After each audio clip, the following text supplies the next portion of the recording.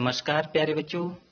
आज हम पढ़ेंगे कक्षा 8वीं का इतिहास भाग का या हमारे अतीत भाग 2 का 8वां अध्याय देशी जनता को सभ्य बनाना, राष्ट्र को शिक्षित करना। यानी कि हमारे हेडिंग से ही ये क्लियर हो चुका है कि आज हम भारत की जो शिक्षा व्यवस्था थी उसके बारे में जानने की कोशिश करेंगे। तो प्राचीन काल से ही ये शिक्षा व्यवस्था जो है वो चलती आ रही थी। पुराने जमाने में राजा महाराजाओं के समय में हमारी शिक्षा दीक्षा का कार्य जो था वो गुरुकुलों को सौंपा हुआ था। बाद में मुस्लिम काल में फिर ये मदरसों को सौंप दिया गया, मदरसे इस कार्य को करने लगे। तो फिर भी हमारे हिंदू संस्कृति के अनुसार या हिंदुओं समाज में जो था वो गुरुकुलों में शिक्षा या मंदिरों में पंडितों के माध्यम से शिक्षा दी जाने लगी, और मुस्लिम समुदाय में जो था वो मदरसों के माध्यम से या मस्जिदों में ये शिक्षा जो थी वो दी जाने लगी। तो इसके बाद अब क्योंकि अंग्रेजों का शासन काल आ चुका था, देश उनके नियंत्रण में आ गया था 1764 के बाद, तो अंग्रेजों की अब ये नैतिक जिम्मेवारी बन चुकी थी कि वो अपनी जनता को शिक्षित करें।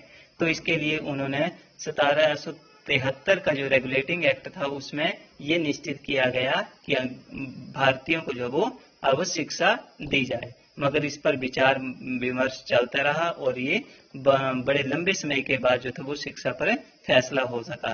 तो अंग्रेज जो थे वो भारतीयों के केवल भूमि पर ही नियंत्रण नहीं करना चाहते थे, वो भारत की लोगों की आय, उनकी संस्कृति, उनके संसाधनों, उनके नैतिक मूल्यों, रीति रिवाज, जो मान्यताओं, हर चीज पर जो वो नियंत्रण स्थापित करना चाहते थे।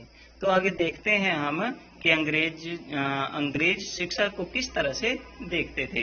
तो आज की जो हमारी शिक्षा व्यवस्था है उसके लिए हमें पिछले 200 वर्षों का अवलोकन करना होगा। इसमें हम देखेंगे कि अंग्रेज जो थे वो भारतीय विचारों पर उन्होंने क्या प्रतिक्रिया दी, और भारतीयों ने अंग्रेजी शिक्षा का जो विचार था उसके प्रति अपनी क्या क्या प्रतिक्रियाएं दी हैं।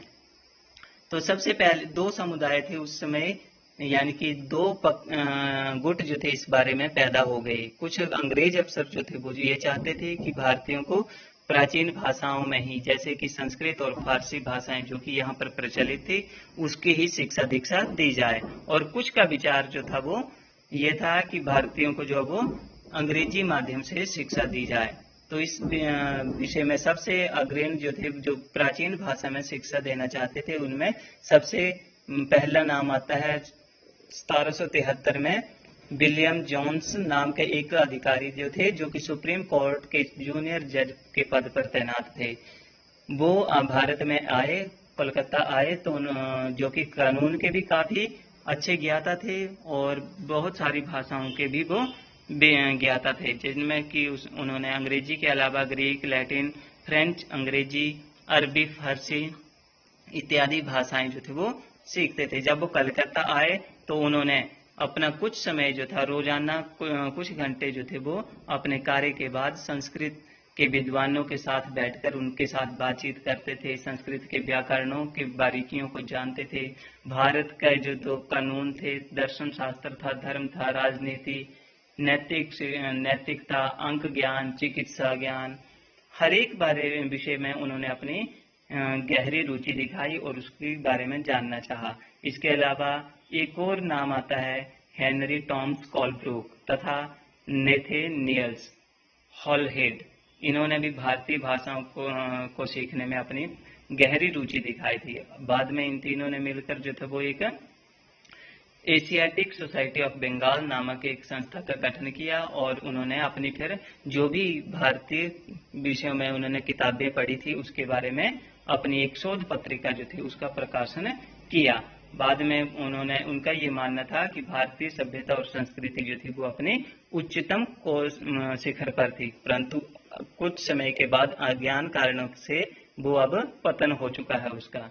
इन्होंने बहुत सारे भारतीय ग्रंथों का, जिसमें हिंदी के भी संस्कृत के और इस्लामिक ग्रंथों का अध्ययन किया, और उन्होंने देखा कि यहाँ जो पहले जो थी वो काफी शिक्षा के विषय में जो थे वो काफी एडवांस थे। मगर इसी को ध्यान में रखते हुए 1781 ईस्वी में पहला अरबी फारसी इस्लामिक कानून का अध्ययन करने के लिए कलकत्ता में एक मदरसा खोला गया। मदरसे का मतलब होता है स्कूल, जो कि फारसी भाषा का एक शब्द है। इसके बाद 1791 में संस्कृत की शिक्षा देने के लिए 1791 में बनारस में हिंदू कॉलेज की स्थापना की गई, ताकि वहां प्राचीन संस्कृत के ग्रंथों का अध्ययन किया जा सके। मगर फिर भी परंतु बहुत सारे कंपनी के अधिकारी और अफसर ऐसे थे जो कि ये चाहते थे कि भारतीयों को जो वो प्राचीन शिक्षा नहीं दी जानी चाहिए, जो कि प्राच्यवादियों के कड़े आलोचक थे। उनका कहना ये था कि पूर्व में हमने बहुत सारी जघन्य गलतियां की है। जो अंग्रेज अफसर जो थे, जो कि प्राच्यवादियों के दृष्टिकोण की आलोचना करते थे, उनका ये मानना था कि भारतीय समाज के जो ज्ञान विज्ञान है उसमें बहुत सारी त्रुटियां हैं, ये अवैज्ञानिक हैं, और अरबी और संस्कृत भाषाओं का साहित्य जो है वो उसके अध्ययन को बढ़ावा नहीं देना चाहिए।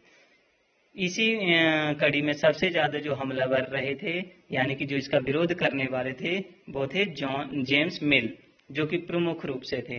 उनका ये विश्वास था कि भारतीयों को जो वो केवल व्यवहारिक शिक्षा दी जानी चाहिए, जिससे कि वो अपना जीविका उपार्जन कर सकें। तो उनका ये मानना था कि भारतीयों को अंग्रेजी माध्यम में शिक्षा दी जाए।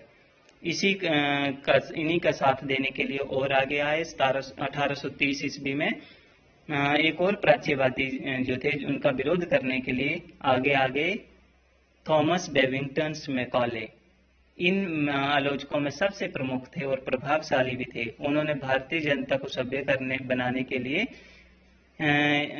जिस सभ्यता का पाठ पढ़ाया, उनका ये वो थी यूरोपीय सभ्यता। उनका ये मानना था कि यूरोपीय सभ्यता जो है वो काफी विकसित है और भारतीयों को जब वो यूरोपीय शिक्षा ही दी जानी चाहिए। उनका ये कहना था, उनका एक बार कहा था उन्होंने कि यूरोप के पुस्तकालय का एक खाना ही पूरे अरब और एशिया के साहित्य के बराबर है, यह समूचे देशी साहित्य के बराबर है। तो उन्होंने कहा था कि भारतीयों को जब वो अंग्रेजी भाषा में शिक्षा दी जानी चाहिए, और उन्हीं के बाद में बातों को मान लिया गया। उनका ये कहना था कि अगर वो अंग्रेजी पढ़ेंगे भारतीय लोग, तो हम उनकी रुचियों, मूल्यों और संस्कृतियों को बदलने का रास्ता हमारा साफ हो जाएगा। तो मैकाले मिनट से फिर एक अधिनियम पास किया गया 1835 ईस्वी में, और उसमें ये निश्चित कर दिया गया कि अब भारत में जो भी शिक्षा दीक्षा दी जाएगी वो केवल अंग्रेजी के माध्यम से ही दी जाएगी।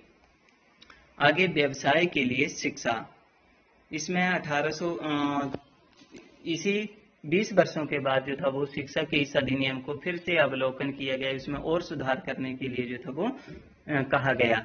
और 1854 ईस्वी में लंदन से एक विशेषज्ञ थे चार्ल्स वुड, उनकी अध्यक्षता में ही ये एक डिस्पैच तैयार किया गया, एक नीति पत्र जो था वो तैयार किया गया, शिक्षा का एक नीति पत्र जो था वो तैयार किया गया था, जिसे कि बाद में वुड डिस्पैच के नाम से भी जाना जाता है। तो इसे फिर इस दस्तावेज को भारत में भेजा गया और इसे लागू करने के लिए कहा गया, जिसके बारे में मैं आपको वुड डिस्पैच के बारे में और भी आगे बताऊंगा, और आशा है कि आप भी इसके बारे में और ज्यादा से ज्यादा जानें। इसमें ये कहा गया था कि भारतीयों के लिए एक तो अलग से शिक्षा विभाग की स्थापना की जाए, ताकि जो है वो इस शिक्षा के कार्य की देखरेख जो है वो की जाए। और एक बार फिर से यहाँ पर ये जोरदार शब्दों में कहा गया कि केवल भारतीय लोगों को अंग्रेजी माध्यम से ही शिक्षा दी जाए।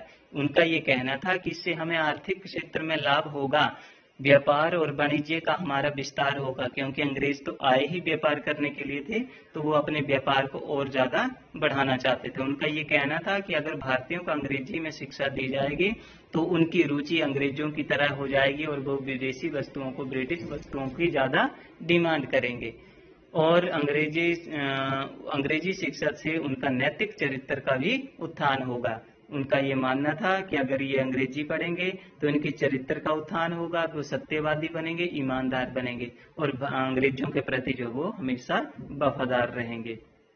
तो इस वुड डिस्पैच के अंतर्गत ही जो था वो जब 1857 में भारत में विद्रोह चला हुआ था, तभी उसी समय इसी के तहत जो था वुड डिस्पैच के तहत भारत में 3 विश्वविद्यालयों की स्थापना की गई, जिसमें कलकत्ता, मद्रास और मुंबई विश्वविद्यालय जो थे वो सबसे अग्रणी थे। तो इस तरह से भारत में शिक्षा का विकास हुआ। इसके अलावा मैं आपको एक और वुड डिस्पैच की कुछ एक तस्वीर जो है वो दिखाना चाहता हूं, जिसमें वुड डिस्पैच के बारे में बताया गया है। आशा है कि आप गूगल से या किसी और साधन से इसमें जरूर सर्च करेंगे और जानकारी हासिल करेंगे। धन्यवाद।